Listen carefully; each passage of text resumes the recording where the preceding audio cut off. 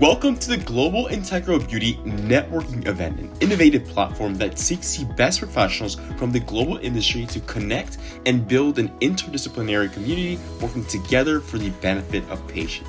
Hosted by Adalis Bailey, global leader in the integral beauty field, a registered nurse with an MBA in marketing, skincare specialist, and CEO of Renew Aesthetics. Adalis Beauty Savvy and Global Integral Beauty, also a best-selling author.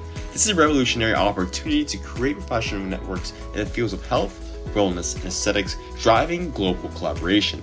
Get ready to enjoy an event full of connections, knowledge, and innovation. Welcome to the Global Integral Beauty Networking. Good afternoon, everyone. I'm so happy to be with you here after 5 years consecutive, every month without stop. Every month, I'm so excited because we have the opportunity to have this networking globally. Yesterday, we did the same one in Spanish, and today we are in English community. And it's an amazing opportunity how we can discuss together and enjoy the professional connection. And every month we have different topics. Today, all our patients want to see us like organic. If they are tired to look for the celebrity. Our patients feel more confidence when we are talking with them, when they are seeing that like we are working for our profession, show them the result, show them that we have connection with the other professional. Welcome to the Global Integral Beauty Networking, and today we're going to be focusing body contour treatment.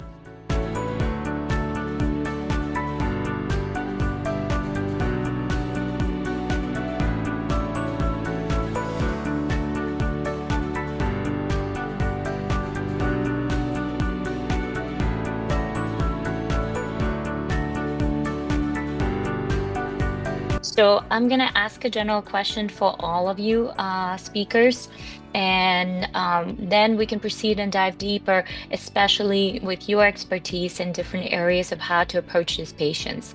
So the first general question will be for Lindsay. Lindsay, and it would be for all the speakers the same question, but we'll start with you. And what would your ideal interdisciplinary approach for achieving this long-term safety and efficacy for body health, particularly in this patient, for balancing aesthetic goals with tissue recovery and the best realistic expectation? What does that journey look like from your perspective?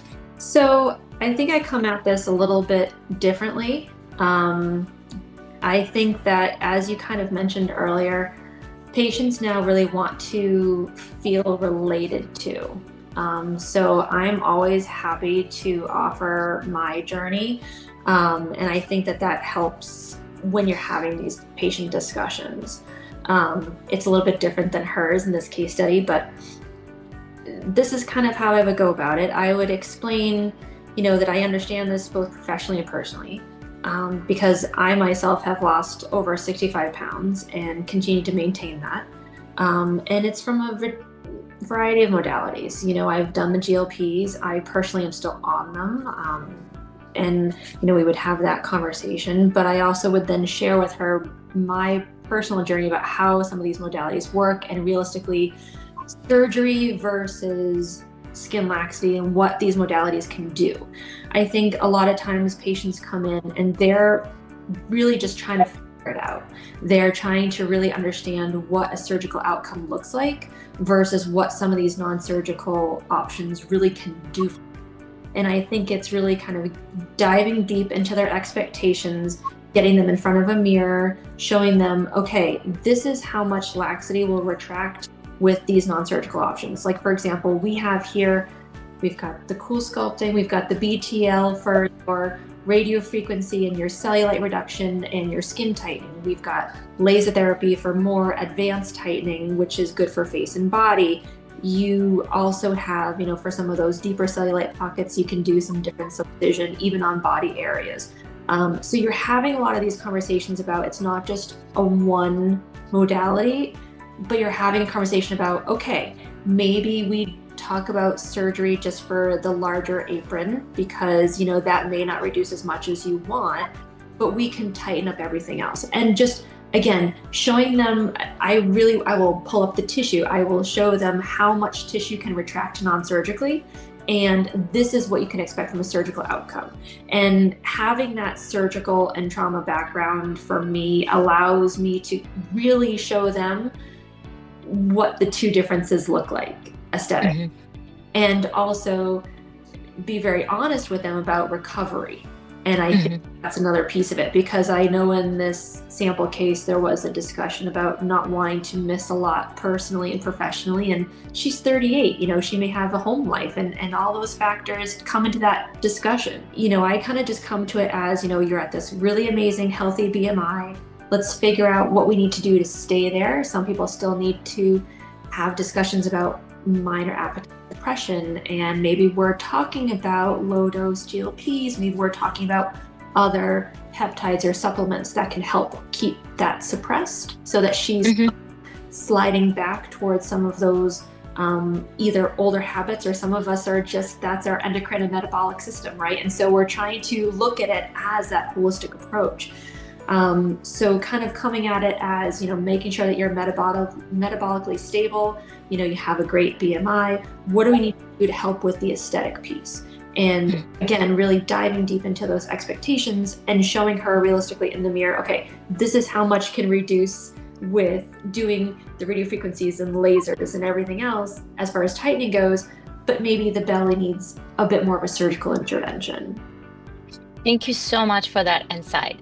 I personally think it's very admirable how you approach the patients in a very relatable, empathetic way, and how you show the realistic expectations by examination and demonstration. And I'm sure you also offer the before and after photography to have a more authentic realization what that looks like. So I look forward to hearing from Bubble next to see what other perspective looks like, and it may be very similar to yours, Lindsay. Honestly, it's very similar. I think the main thing about talking to clients about what their expectations are is really being relatable, understanding what their actual goals are. Yes, that client's BMI is healthy, but do they actually feel healthy? With the laxity, with the weight loss, do they actually feel healthy? I mean, if I were in her shoes, I might not feel so confident in myself, even though I lost all that weight. So we're talking about realistic goals and expectations. With that weight loss, she might have also lost muscle. So we might need to talk about actually toning up that muscle and rebuilding that strength back into her health. Maintaining that weight is great, and that all that fat loss has happened already, but also muscle loss and strength has there. So maybe focusing on just muscle stem treatments, body contouring, other devices, but using a multimodality approach, but being realistic about the skin laxity, right? We are in our scope of practice. I can talk about devices, correct? But I cannot talk about surgical options. That's not my scope of practice, but I can educate them on that might be an option for them later on. The person might have a family, might have kids. It's the summertime. They may not feel good in what they're wearing right now, but they want to feel good, and it might be a longer approach using radiofrequency devices, using muscle stem devices, and trying to make sure that they're feeling better about their bodies. And also we have to address body dysmorphia, because patients will feel very self-critical, especially after a lot of weight loss. And addressing the psych component is very important to me, since I come from a psych background, and I want to make sure that someone feels very comfortable with the approach that I'm presenting to them, and also reaches out to other providers.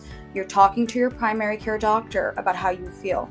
Your blood work is done. You're eating healthy. Your diet and exercise plan is there. And then we talk about using different devices in a multimodality approach to help one feel better in themselves and their body. You only have one body. We have to make sure we actually take care of it. Absolutely. And I appreciate that insight. And I'm sure all the other audience, and especially that you have that expertise in psychology, that you truly understand that it starts with the mindset, right? That what we think and how we feel about ourselves is so important. And that translates to ultimately our self-perception. And having that frank conversation during the initial consultation stages is super important. And then tapping into the resource of other disciplines, be it a fitness coach or dietitian, nutritionist, guiding them along to see a therapist, because if they're going to be extremely self-critical or have that body dysmorphia, that's going to affect their transformation journey. And then prioritizing. I really appreciate that you kind of were focusing on knowing what are the things that we can go for right now, what's possible, and that so many things go into that decision making. What season it is, where are they in their life, socially, personally, and professionally, what financial state it is, what body area bothers this patient the most. Is it the arms, is it the belly, what is the most prominent in the clothes, right? So they really need to take the time and be comprehensive in the consultation. So I really salute both of you ladies, Bubble and Lindsay, in approaching your patients this way, because ultimately that leads to a happy patient. Why are we here as providers? We ultimately want our patients to be satisfied. We can't make everyone happy, but we want them to be satisfied with the care holistically. And is Romney ready for us, Dallas? Because I'd love to continue on our exploration with the debate. He's not ready here, no? Okay. Ronnie, we can continue. Okay. I would like to share a little about my experience with body content too. Please. I really was working very hard, doing Bella Shake 1, Bella Shake 2, Bella Shake 3 also, but also complementary with the rest of the treatment too. But it's very important for us, it's just to, during evaluation, just to remind them that the social media is not 100% real. They are always coming. For example, we are talking morphia, excellent. All the devices are amazing, but we have to be realistic that not all patients are targeting for all the device. For example, they coming always for the trending device. Everyone is morphe, but there are so many good devices too that they are working good too, but they don't know. But they only follow the social media. Right. So this is our purpose, to be here, educate them. That's why we are here. That's why we invest this time in ourselves, to educate ourselves, to be updating with all the technology, protocol, the new products. Everyone is talking, but it's incredible how one influencer that they never going to university, they never going to do any master class. We went to university, we went to do master class. We have more than 20 years experience. And then one influencer is coming through the social media. Oh, this product is good. Everyone came here with the products. I'm so sorry. There are so many products, so many devices. Don't follow the social media just because it's trending. And that's why we are here. I love to hear all your experience, but it's good to focus in ourselves as a provider to educate our patients. Be realistic. Give them the real expectation, not the trending. Because sometimes because we have the device, we have to sell the device because it's the money that we have to make it. But remember, that money is not going to work if we are not honest with them. Exactly. So that's, if we don't have, I'm be honest, I don't have a morphia. I did a demo personally. I don't feel comfortable. It was very painful, and today that patient doesn't want to support any pain. So I say, what can I do? And the result is not immediately. I tried 2 times. I say, you know what? Let's do it. Let's continue doing with microneedling, without radio frequency in this moment. So, everyone have their own decision. But the point is, influencer is good to help to talk a little bit, but we have to be honest.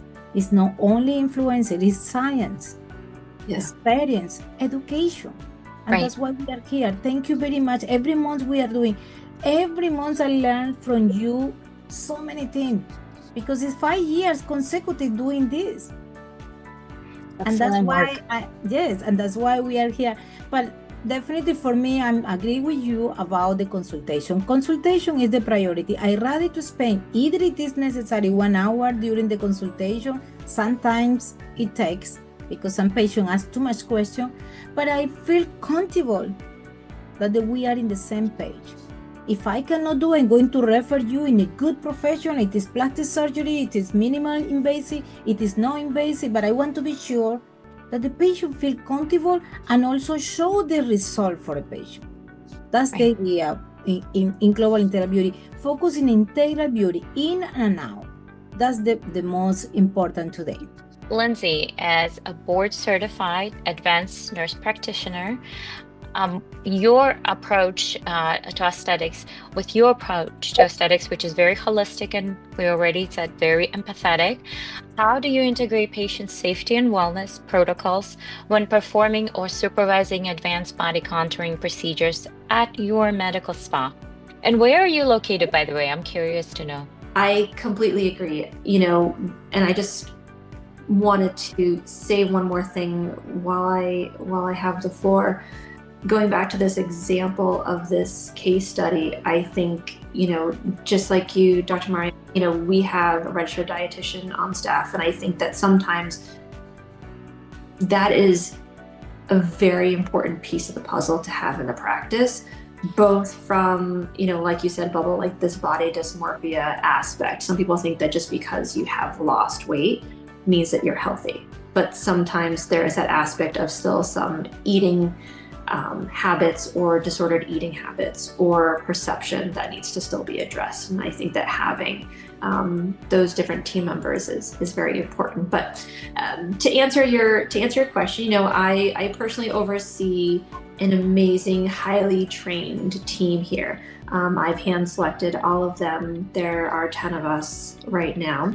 And each one of them, I think it's so important that they are trained and certified in exactly what they're doing. I think that taking care and training your staff and feeling comfortable with who you have working with your patients is priority, right? Like, I know who I am as a provider, but trusting those hand-selected staff members to work with my patients day in, day out, and know also that that trust is there. They can come to me with anything, and then I can trust them with my patients. That back and forth is crucial.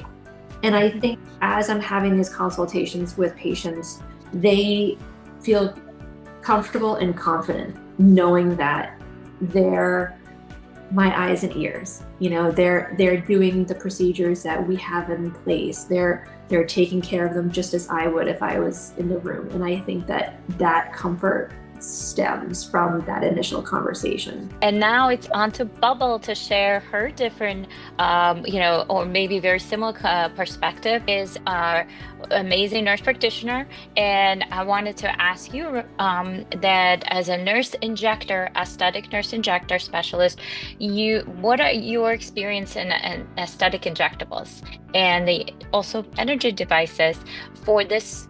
How would you approach this particular patient in non-surgical body contouring modalities to prioritize her needs and kind of the sequence that you would do in skin repair, skin regeneration, skin tightening, in order for her to have the best outcome?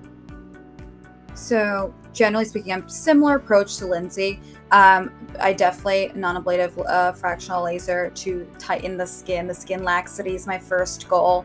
I think alternating with an M-Sculpt Neo, focusing on the muscle tightening, is very important.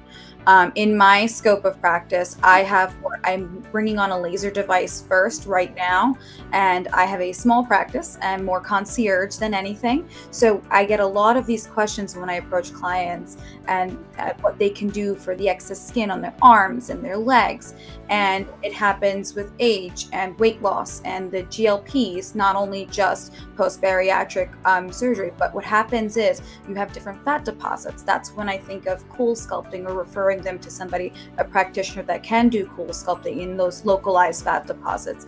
Maybe the excess on the arms or excess on the side of the thighs or the hips, which they don't like. After all that weight loss, then I would, after the fractional laser, I would definitely recommend the M Sculpt Neo or M Tone, because I do believe that muscle holds everything together too. We are taking care of the skin and approaching that in the healthiest way possible. But we also have to make sure we're focusing on the muscle tone as well. In my approach, also, I try to include hydration IVs. I talk about vitamin therapies as well, because I do feel that can give someone a boost of energy if they're incorporating other modalities like exercise and diet as well. How many sessions do you recommend for this patient to start to show results? So that's a great question. For the abdominal area, I would start with probably 3 of the non-ablative fractional sessions, and then reevaluate from there. Depending on the energy settings, their skin type, all of those factors, as well as what we've done post-healing. For tissue recovery, sometimes we'll use VAMP or different hydrogenating products and whatnot to speed up that healing. Anywhere between 2 to 4 weeks, we'll hit it again, so they can start to see their improvement rather quickly.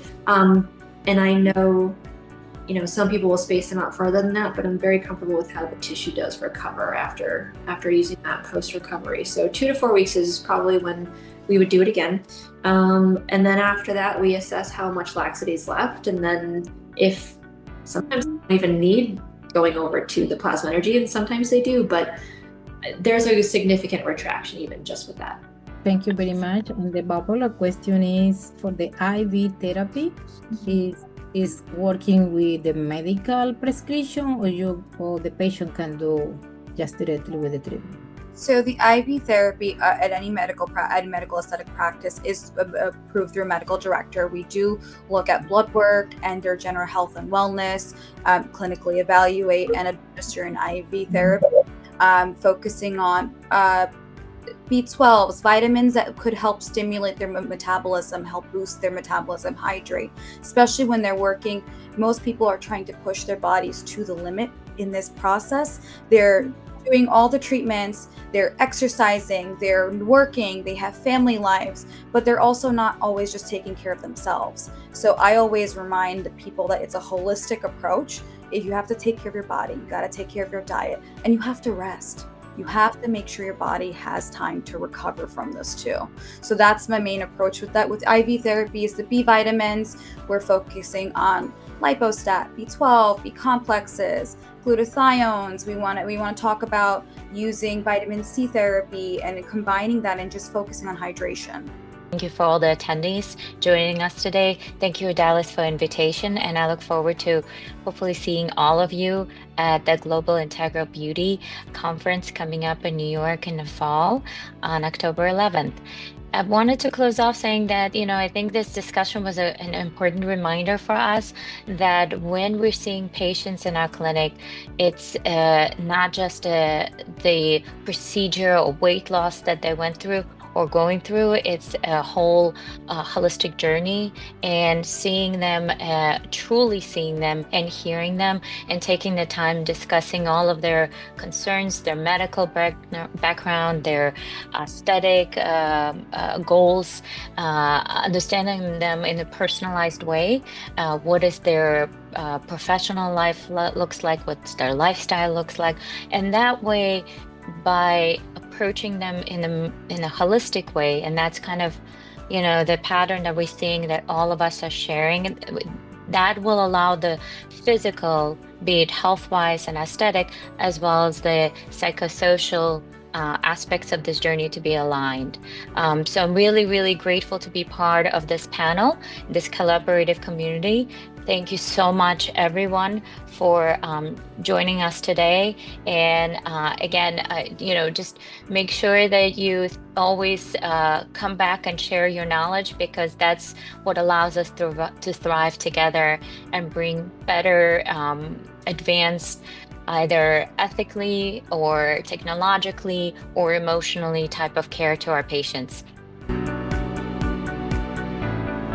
Lindsay, what was your expectation when we invited you, and also how was the experience today? This was a great experience. I think it's always wonderful to talk to other professionals who are in the industry, doing, seeing patients day to day, what they have for pearls of wisdom, what they bring to the table. We always can learn something from others in the industry, and I think it's huge to be able to have this platform to share that. Bubbles, I would like to hear the same. How was your expectation and how was the experience today?